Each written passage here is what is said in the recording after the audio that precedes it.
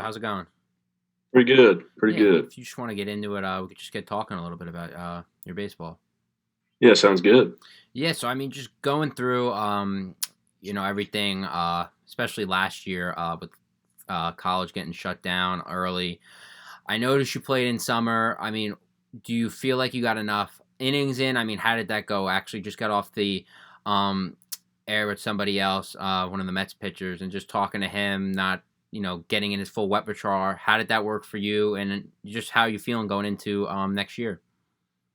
Yeah, I thought I was able to get in a good amount of innings in the summer. I was able to get 52 innings in, which is a lot more than I honestly expected. So, I mean, if you combine that with, I think I threw something like 26 in the season. So there's 78 right there, and so that's right about what I threw my freshman year, anyways.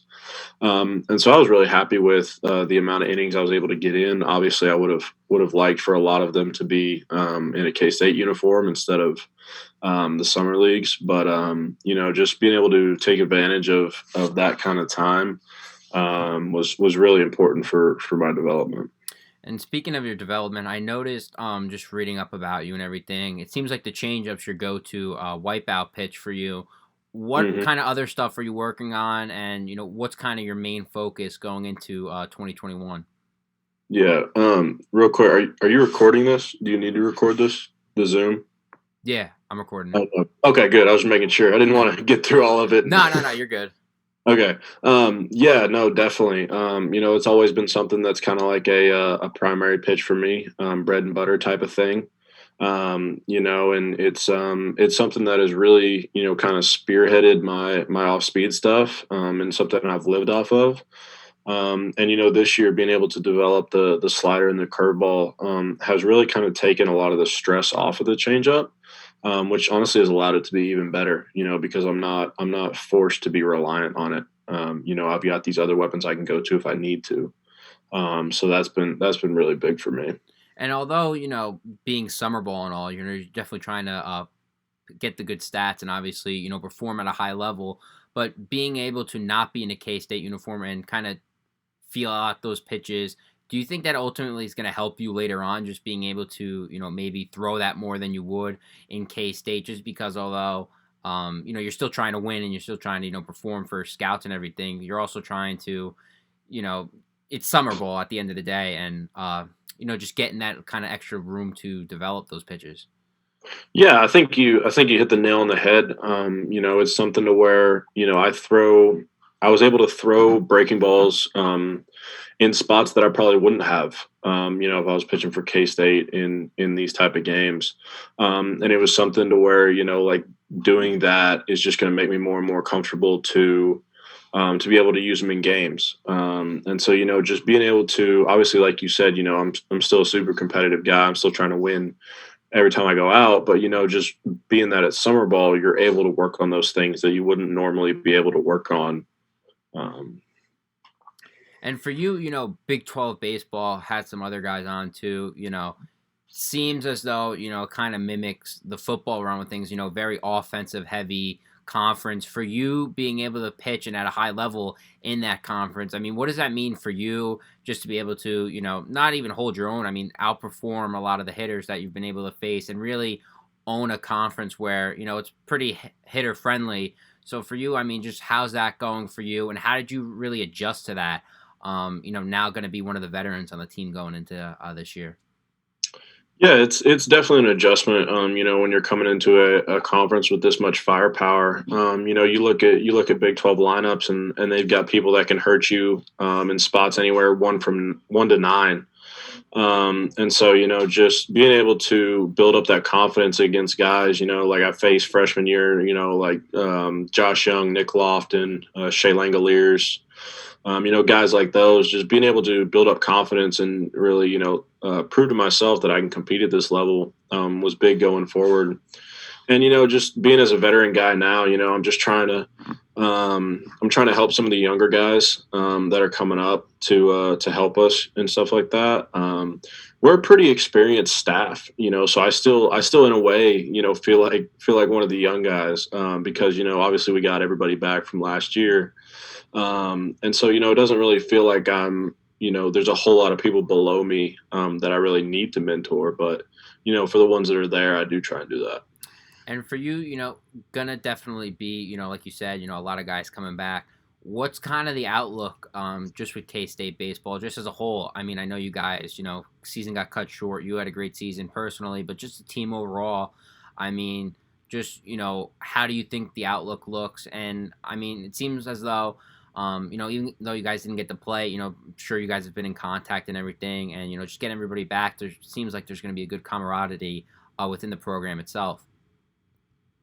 Yeah, absolutely. Just having that experience of all playing together last year is going to be big going into this year. I think the outlook's really good for our program. We've the improvements that we've made have been incredible. Coming over last year to this year, and so I think we're a team that has a lot of potential. We're a team that last year I think got off to a little bit of a slow start early on, but then really started to hit our stride right when everything got shut down. And so I'm looking for us to pick up, right where we left off. I think there's a lot of veteran guys on this team, and then we've also got some young guys who can contribute. So I definitely think we're gonna go into every Big 12 series looking to win it. That's for sure. That's where we set the bar, and we're not going to drop it. For you too, definitely being able to, like I said, you got in all your innings last year. It seems as though, but going into this year, I'm not sure. Every conference is going to be different with the COVID protocols and when you're going to start. But for you, I mean, how many times have you been thrown a week? And I mean, when are you really going to ramp it up? Just with getting ready to go. I'm not sure when Big 12 is anticipated to play yet, but kind of what's kind of your outline from here to whenever the first game is. Yeah, so I had my first live outing last Saturday. I threw my midweek bullpen today like normal, and then on Friday I'll throw 45 pitches live again. And so it just kind of we add 15 pitches every week until we build up to 90. 90 is the week before our first game. We're supposed to start. We're supposed to start normally. The Big 12 unanimously approved a normal schedule today. We saw that notification today, and so we're really excited. Obviously things are going to be different with COVID protocols and everything like that, but we're just gonna do what we need to do to handle it and try and manage it, and just be able to treat this like a normal season. And we're just really thankful to be able to play. Honestly. For you too, being there, obviously you got the coaching staff there, but it seems as though you've had success. You definitely have a good repertoire and this track record of success. How much are you going to rely on yourself, but also the pitching coach and the staff as a whole? Because ultimately you have a good feel for things. You've been in the conference, so trusting yourself, but also trusting the coaches. I mean, how are you going to try to balance that to really make everything gel and go together for everybody's success at the end of the day? Yeah, I mean, nothing I do works without their support and without their help. Whether it's from honestly, people talk about head coaches, pitching coaches, all that stuff. Most of our time is spent with our strength coach and our trainer. Doing the little things that off the field to keep our body in shape. Whether it be lifting, mobility stuff, rehab stuff. And saying that, obviously Buck has been huge for my development. And Buck and I have an interesting, have a really good relationship. He's my eyes from the dugout. So if things are going a little off, things aren't quite going right, he's going to look and see if he sees anything that needs the fixing. And I have full confidence in him. And I'm gonna listen to everything he says.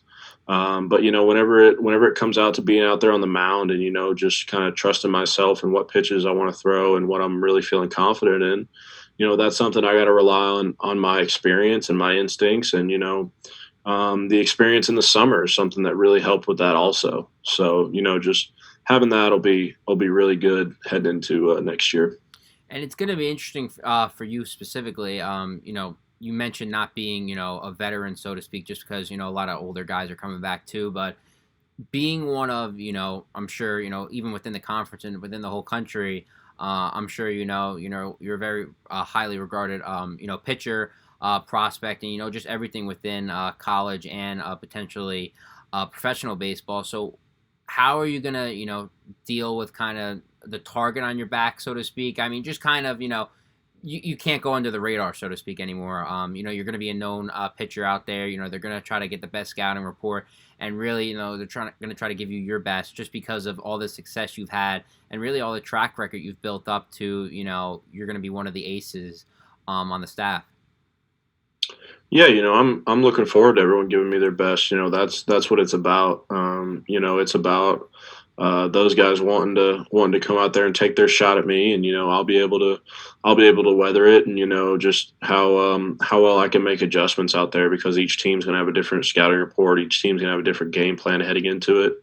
And so, I've had pretty good success identifying those game plans early on into outings, what teams are trying to do against me, and being able to counter them. And so that's something I'm gonna stick with, and just doing what I do. If I go out there and I'm me, and I do whatever I need to do, and not try and be anything more than that, everything will take care of itself. Are you somebody who's looking forward to the process of potentially, drafting, getting drafted, within the next, 6 months or so? Are you somebody who looks at that? Not really. I know you're focused obviously on the season coming up, but I'm sure you've been dreaming of something like that for a long time now. So being so close, I mean, is it a thought in your mind at least, or is it just focusing on the first game of the season within the next 3 to 4 weeks? Man, it's just focusing on the first game of the season. That's the one thing COVID, I think, taught all of us is you cannot take the season for granted at all. You got to take it one game at a time, and be thankful for all those games you can play. So, my mind is totally focused on this season. My mind is with Kansas State and trying to get us to Omaha. And that's where it is. That's all my mind's focused on, and I'm just trying to get a little bit better every single day. For you too, I know, just looking up, stuff about you, obviously, and everything. It seems as though you take your academics pretty seriously. I mean, outside of baseball, I wanted to ask you. I saw, being a Big 12 All Academic honoree and everything that you've done outside of baseball. For people that want to kind of get to know you or hear about you, what's kind of your passion, your major? I mean, what's kind of something else outside of baseball that people should know about Jordan? I'm a guy that likes to go golf a lot. It's something that I find pretty relaxing. For at least the first 5 holes. Then I hit 2 in the woods, 1 in the water, and it kind of goes downhill from there. But that's something that I really like to do anytime I can get out there. Hanging out with my friends, just kind of. A lot of people think I'm a super intense guy all the time, seeing me on the mound and stuff, but I'm actually really laid back off the field. So, yeah, that's just a little bit about me. When going into a game, I know you mentioned, being a very serious guy, definitely, locked in. At what point in your pregame routine do you really get locked in? I'm just curious because talking to another guy, once he, makes that first step out of the bullpen, he said a few minutes ago, he's locked in and, he can't even hear anybody, he's focused on the at bat. When, as being a starter, when in the day or when you're at the field, do you really get locked in and, you don't want anybody distracting you and, no stupid talk? Yeah, it's about 2 hours before. That's usually when I throw my AirPods in, throw them on noise canceling, and I've got my pregame playlist. I'll go through, and that's usually a little bit before I start all my stuff with our trainer. Like scraping and different stuff like that. I've got to do to get ready for the outing. So it usually starts about 2 hours out. And there it lasts from throughout the until I get taken out of the game or until I'm done. Because I'm a guy, I sit by myself in the dugout. I don't really talk to anybody, and it's kind of how the routine I've gathered, and it just that's who I am. I gotta ask you, just because I know you're from Conway, Arkansas. Should we assume the playlist is country, or do you go pretty, heavy, metal or pop, or I mean, what's kind of the pregame routine song list? Yeah, I've got it's pretty heavy rap, honestly. All right, It's because I've got different playlists for different things. My golfing playlist is 100% all country, right. and that's kind of my chill, kind of relaxed playlist. But when I need to really flip that switch and kind of get into that zone, it's definitely a rap playlist. For you two, just going through everything, obviously over the past year, what's one thing that you really had to struggle with, whether it was finding somebody to throw with, getting in the weight room. I mean, what was kind of the biggest challenge, not only for you but the entire your teammates and everybody to really keep in touch and make sure you're ready in 3 weeks. Yeah, I definitely think one of the biggest things was just everybody finding somewhere to throw and someone to throw with. Whether that comes, and it also applies to like a place to lift. Because I remember at least during the shutdown, once we got shut down, I went back home and I used to have to drive an hour there and an hour back, 3 days a week just to be able to lift. And so it was something where me and my girlfriend both did it because she's a Division 1 athlete back home too, and so we both needed to do it. But yeah, it's just that little stuff because you gotta find people who are kind of at similar levels that you are. Guys. Usually it's high school buddies I played with that are still in college. I'll throw with.